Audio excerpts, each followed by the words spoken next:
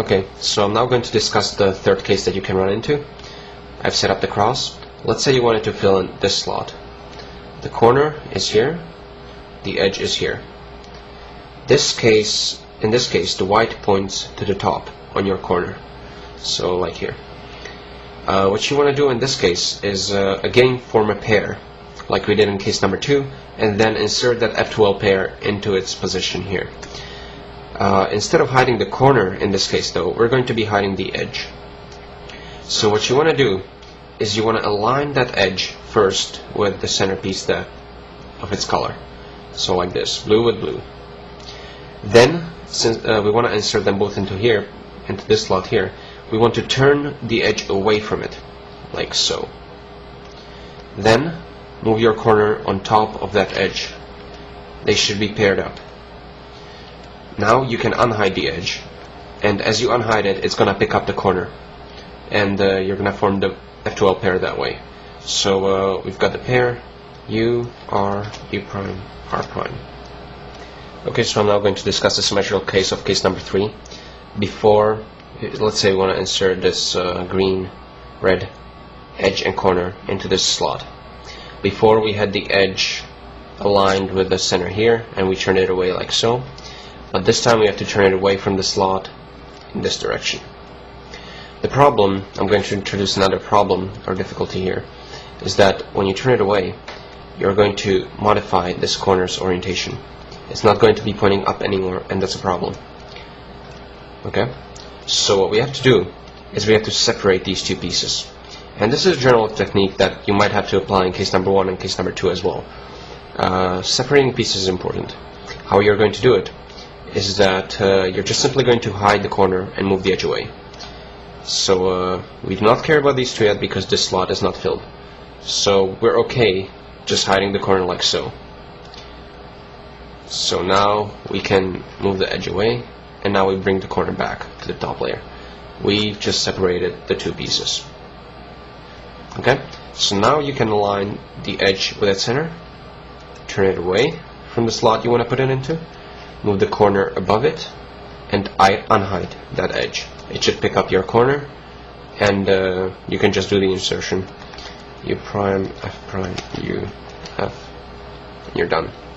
Using those 3 cases that I just showed you, you should be able to do the entire F2L by yourself. Please be patient though, because F2L is a pretty hard technique, and I do not expect you to be able to solve it right away. In fact, I don't even expect you to really understand it after watching this video just once. I'm now going to give you some example solves that will use most of the ideas that I discussed, and hopefully that will help you as well. Use of this method will most likely increase your times by about a minute at first, but then over the next few weeks you should start getting much more comfortable with it, and it will improve your time significantly, without a doubt. So just keep practicing, because this method is going to be your major source of success as a speedkeeper. Okay, so I'm not going to bother with the explanation of cross. You should be able to do that by yourself. We're going to find the first slot that we want to solve in this top layer. For example, this blue-red slot would be pretty easy because we already have the corner in the top layer and the edge in the top layer. So the top layer is our working space, that's where we like them. The 2 colors on top are different. Okay, so we need to first bring this edge to this position so that we can do the RU, R prime insertion. So I need to hide the corner, move the edge there. So hide, move the edge across the cube there, bring back the corner, and now we can do RU, R prime. That was case number 1. Let's see here. We have this case here. This is the slot we want to fill. The colors on top are different, so this is case number 1. The edge is already across from the corner, so this is easy. RU, R prime. Let's see here. We have case number 3 here. White points to the top. Take the edge, align it with its center, turn it away from the slot that you want to place it into, move the corner on top of it, and unhide that edge. Now you have a pair which you can just insert, like so. We have a corner here, edge here. We need both the edge and the corner in the top because that's our working space. So first we need to bring this edge to the top. it can be done, for example, like so. So now both the corner and the edge are on the top, so we can work with them. This is case number 2, because the colors on top are the same. So we need to bring edge behind the corner here. We have to be very careful on how we hide this corner, because we already have all the other slots filled in, so I cannot just hide it like so, because I would be moving pairs that are already solved into the top layer. So I can only hide it in 2 ways. In this case, I can hide it on the right, or I can hide it on the left. That's the only 2 ways I can hide this corner, by bringing these 2 pairs to the top. Any other way would screw up something. So in this case, I need to hide it on the right, because if I were to hide this on the left, then there is no easy way to place this edge behind the corner here. We want this edge to replace this edge right here, but if I hide it like so, then it comes along with it, so that's not good. We need to hide it on the right. Move it to the right, hide it, and now we need to swap these 2 edges in effect. So move that to its position, and now when you unhide the corner, you're gonna join them. We have an F2L pair. It can be placed easily, like so. And that's it. Okay, so I'm going to do one more. I've made the cross. So let's see here. I'm trying to find the pair on the top. This corner and this edge, its corresponding edge, are both in the working area already, so I'm going to work with these 2.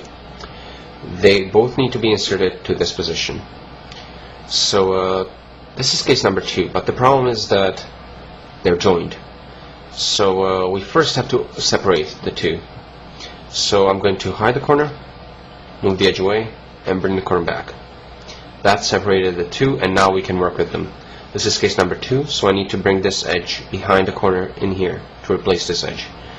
So hide the corner away, rotate twice, and bring the corner back. I formed a pair, so I can just insert it to its correct position. So let's see here. We have another case 2 here, this corner and its edge. So we need to be careful on how we hide it now, because we already have 1 pair already solved. So this would be an incorrect way to hide it, because I'm moving them to the top. So I need to move this edge in place of this one. So I'm going to hide this way, bring that edge there, bring back, and this is an F2L pair which can be inserted easily. Okay, so now we have these 2. They are joined, so first, as always, we have to separate them. Make sure you are not messing up anything. We have to hide in a clever way. We have to hide, so for example, this would be a wrong way to hide it here, because even though I'm not moving anything to the top, in process of hiding the corner, I would also be hiding the edge. So I need to have at least one of them remain on the top layer. So I'll hide it on the left, move the edge away, bring the corner back. So this is the 3rd case, because the white points top.